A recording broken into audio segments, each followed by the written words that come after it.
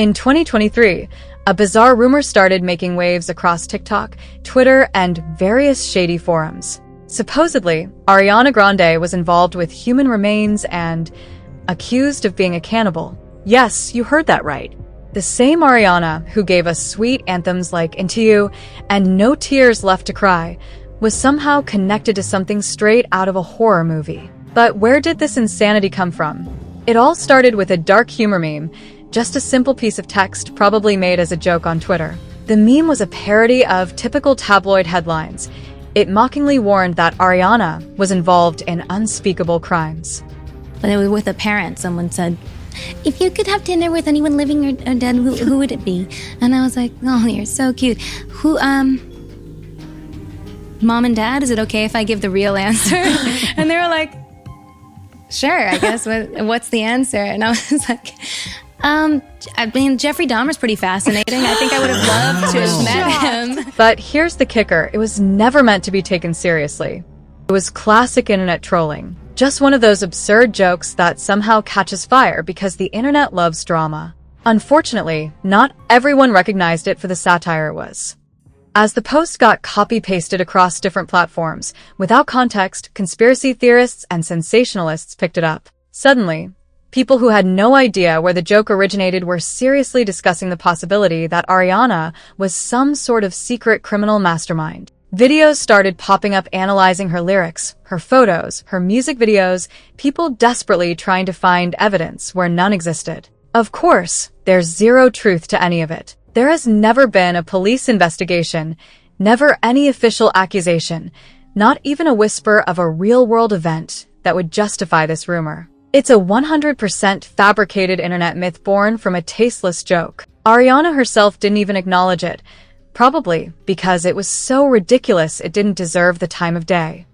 Let's move on to Rihanna, aka the bad gal herself. A few years ago, a so-called before fame photo of Rihanna went viral. It showed a woman who looked far less glamorous than the global superstar we know today. People used this image to push the narrative that Rihanna only became beautiful after money, fame, and plastic surgery. Spoiler alert, the photo was completely fake. Someone had literally photoshopped Rihanna's face onto a random woman's body. They tweaked the features to make it look more believable and then spread it across meme pages and YouTube thumbnails. It was designed to be humiliating, to imply that natural beauty isn't real, and that celebrities owe everything to cosmetic procedures. But here's the reality. Rihanna has always been a natural beauty. Early childhood and teenage photos from Barbados show her looking stunning long before she ever stepped foot in Hollywood. And besides, even if someone does glow up over time, that's normal. It's called growing up, not a conspiracy. Alright, because this next theory is straight out of the Twilight Zone. Some people genuinely believe that pop superstar Katy Perry is actually JonBenet Ramsey, the child beauty queen who tragically lost her life in 1996. Yeah, you heard that right. According to these wild theorists, JonBenet never actually died. Instead, she was rebranded as Katy Perry and hidden in plain sight by the entertainment industry. So, what's their evidence? Well, it's flimsy at best. They point out that JonBenet and Katy both had blonde hair as children, similar facial features, and get this, the same eyebrows. That's about as deep as it gets. No real documents, no credible witnesses, not even a half-decent timeline. And speaking of timelines, here's a little inconvenient fact for the theorists. Katy Perry was born in 1984, 6 years before JonBenet Ramsey was even born. Basic math alone blows this entire theory out of the water. The rumor really picked up steam thanks to a viral YouTube video packed with dramatic music and wild claims, but absolutely zero real proof. Even so, some corners of the internet grabbed onto it and refused to let go. Katy herself has laughed it off in interviews, calling the whole idea completely ridiculous, and honestly, who can blame her? This whole situation just goes to show how easily misinformation spreads when people are looking for drama instead of facts. Alright, let's head over to Buckingham Palace, because no list of wild rumors would be complete without a royal scandal. Ever since Prince Harry was a young boy, whispers have floated around suggesting that his real father isn't King Charles, but a British cavalry officer named James Hewitt. And what's the so-called evidence? Harry's bright red hair. That's it. Seriously. While it's true that James Hewitt and Princess Diana had a relationship, there's one major detail conspiracy theorists conveniently forget. Their affair began years after Harry was born. Diana herself confirmed this multiple times in interviews, shutting down the rumors directly.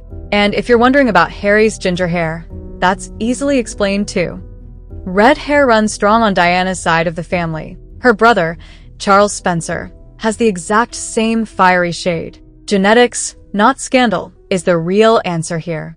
In the end, this myth is just another case of people inventing drama for a story that's already complicated and emotional enough without the extra fiction.